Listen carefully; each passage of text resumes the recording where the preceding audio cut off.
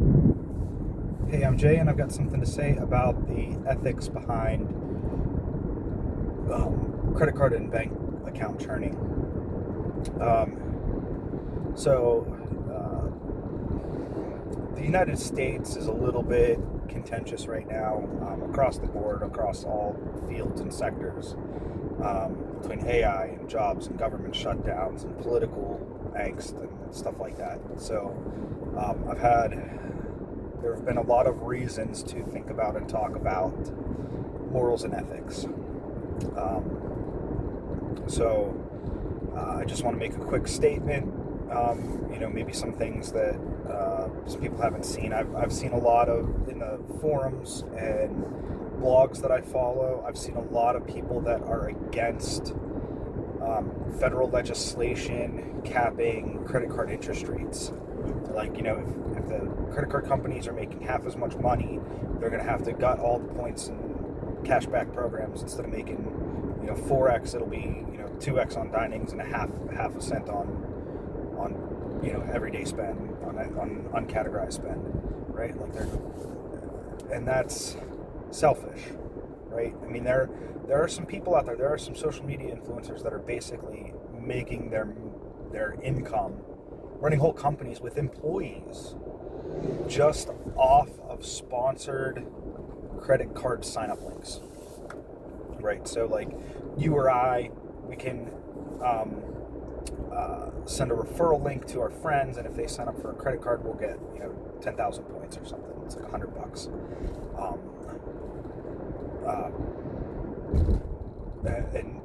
That maxes out, that caps out, so that you can't just like start a company that does nothing but try to get people to sign up for credit cards, right? So maybe I have a limit of like 50,000 points a year, right? So about $500 worth.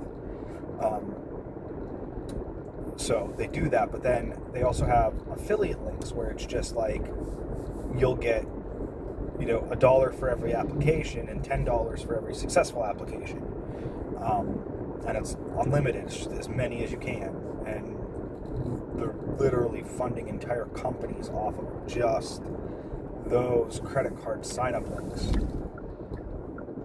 10,000 people doing 3 to 6 credit cards a year. Let's say that's 30,000 applications, 20,000 successful applications. Times $10, that's $200,000. That's enough to fund a company, right? So there's a big industry on this. But what I want to point out is that the reason that the credit card companies and the banks have enough money to put marketing promotions that pay you to use their products is because they're making that much money off of people that can't afford to pay off their credit card every month, right? They're making that off of late fees and interest and balance transfer promotions expiring, the 0% interest for 21 months. Oh, in month 22, you sitting there with thousands of dollars on your credit card, and all of a sudden they're starting to make money off of that. They're hoping that you don't pay it off every month. They might not say that, right? They also make money from you swiping your card, between 1.5% and 2.5%. Visa, MasterCard, and the banks are splitting that swipe fee. And you see that if you run a business where you collect money, like Square, Stripe,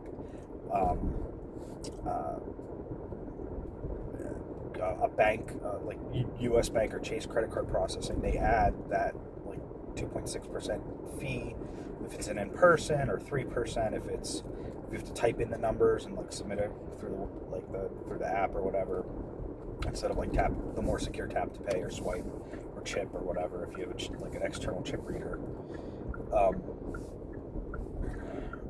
Right, like they're Visa, MasterCard, and the banks are splitting that and making money off of that every time the card is swiped. Now, that's not enough to give you your 10 to 20% reward on your sign-up bonus. That's coming out of just like general profits that that they're then redirecting to marketing. So figure the tens of thousands. I just said they're getting, if you figure the average credit card bonus is worth $600, that we're talking about, the ones that are like $95 a year annual fee, 50,000 miles, 60,000 miles, 75,000 airline miles, 120, 150 hotel points. Let's say they're worth about $600 a credit card. You're doing 3 of those a year, right? That's $1,000 a person for every person that's churning, right? That's hundreds of thousands of dollars, if not millions of dollars a year that they're paying out for that. That money's coming out of their marketing budget. That's how big their marketing budget is. And the reason they can have money for the marketing budget is because they're so profitable on making money off of other people. So for every one person that's making money off of the bank, they got 10 people that the bank is making money off of. So our travel points, our travel rewards, our cashback rewards is being funded by somebody else paying interest fees and paying penalty fees. So somebody else that's not in a good enough situation to pay off their credit card every month is the one who's funding our marketing bonuses. Now, me not signing up for credit cards or bank accounts is not going to make those other people not pay more, right? And I have no qualms about taking money from the banks who are putting profits above social welfare of other people. But if it comes down to talking to my representative or voting on a resolution or something like that, or speaking to other people, I'm all for capping credit card rates.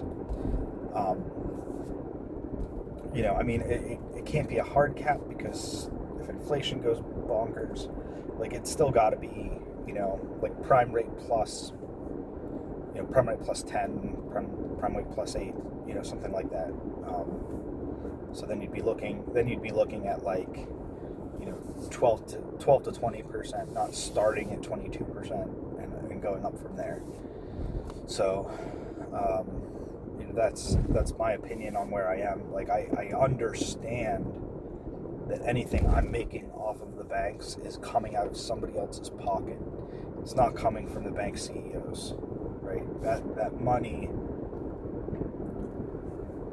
The banks can change their approval metrics at any time. Nobody's going to go run on the bank and they're going to be like, oops, we approved too many people and we exceeded our marketing budget, right? They're just going to start denying people for the marketing promotions, or they're going to pull the marketing promotions. And they're not just going to be like, oops, twice as many people, here's all your money. They're just not going to do that.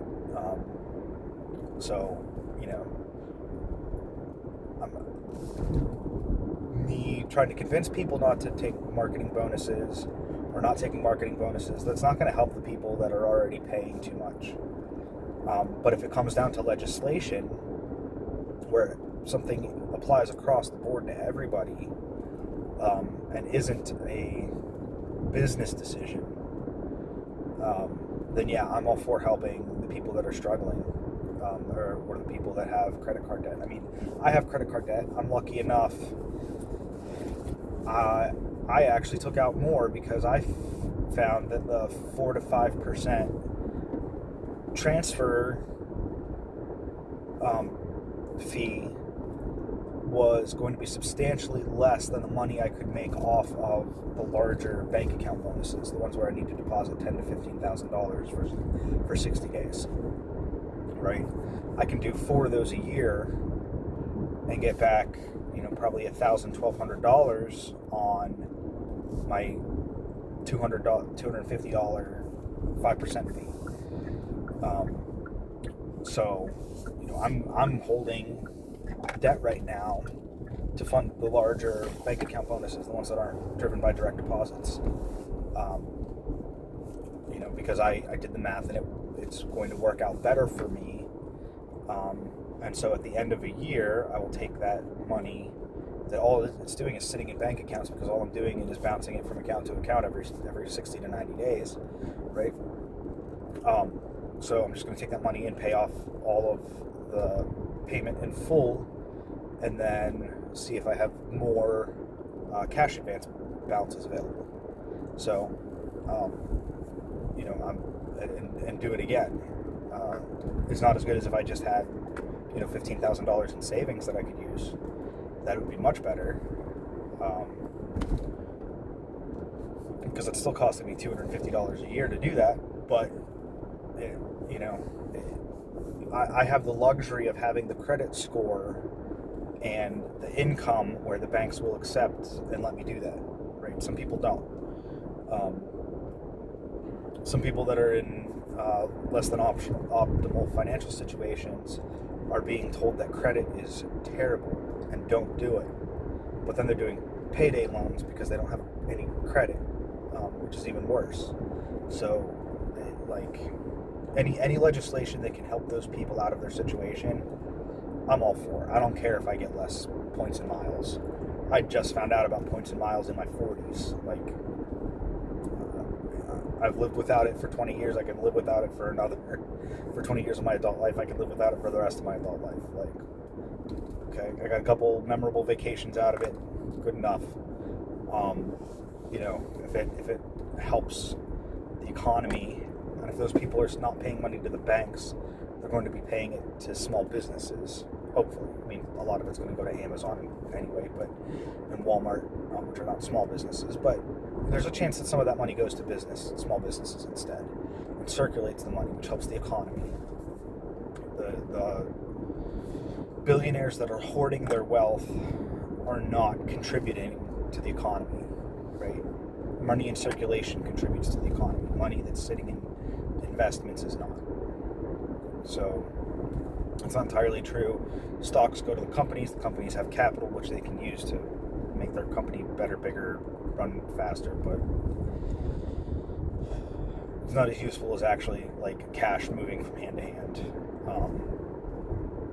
While that is helpful and useful and necessary, I think that kind of background capital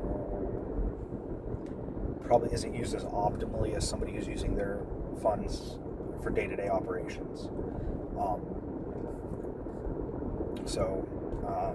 That's it. Just understand that there is an ethical consideration.